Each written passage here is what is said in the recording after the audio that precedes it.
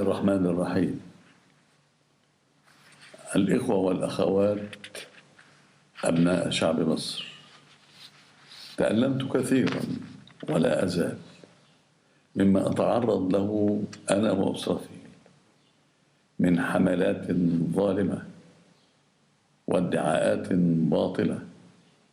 تستهدف الإساءة إلى سمعتي والطعن في نزاهتي ومواقفي وتاريخي العسكري والسياسي الذي اجتهدت خلاله من أجل مصر وأبنائها حربا وسلاما. لقد أثرت التخلي عن منصبي كرئيس للجمهورية واضعا مصالح الوطن وأبنائه فوق كل اعتبار، واخترت الابتعاد عن الحياة السياسية متمنيا لمصر وشعبها الخير والتوفيق والنجاح خلال المرحلة المقبلة. إلا أنني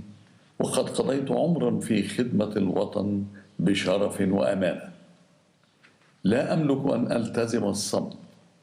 في مواجهة تواصل حملات الزيف والافتراء والتشهير واستمرار محاولات النيل من سمعتي ونزاهتي والطعن في سمعة ونزاهة أسرتي.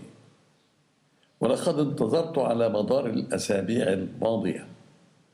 أن يصل إلى النائب العام المصري الحقيقة من كافة دول العالم والتي تفيد عدم ملكيتي لأي أصول نقدية أو عقارية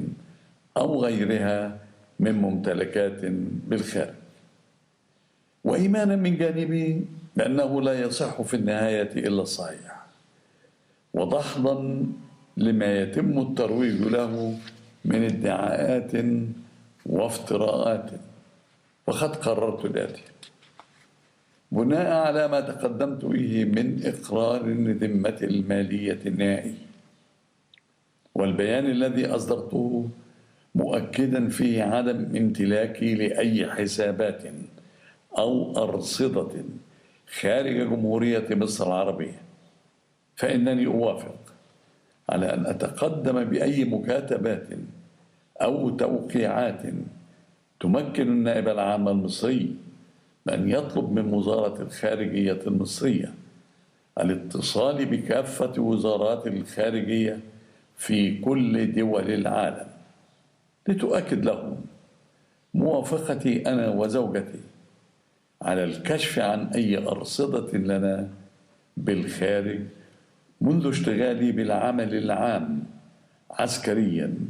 وسياسيا وحتى تاريخه، وذلك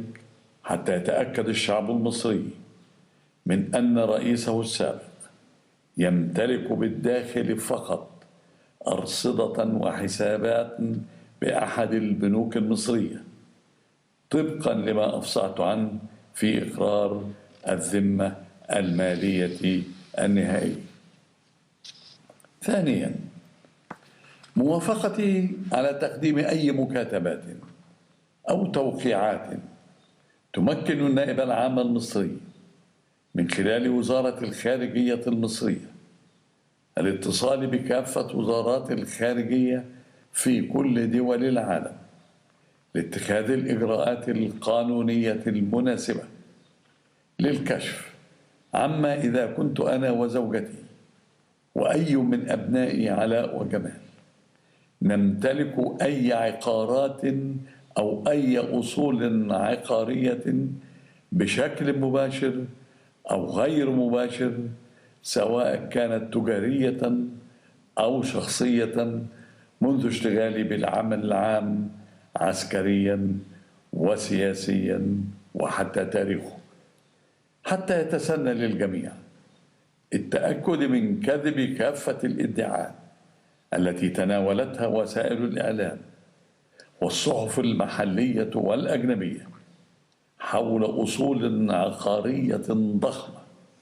ومزعومة في الخارج أمتلكها أنا وأسرتي. هذا وسيتضح من الإجراءات المعمول بها أن عناصر ومصادر أرصدة وممتلكات أبنائي علاء وجمال، بعيدة عن شبهة استغلال النفوذ أو التربح بصورة غير مشروعة أو غير قانونية.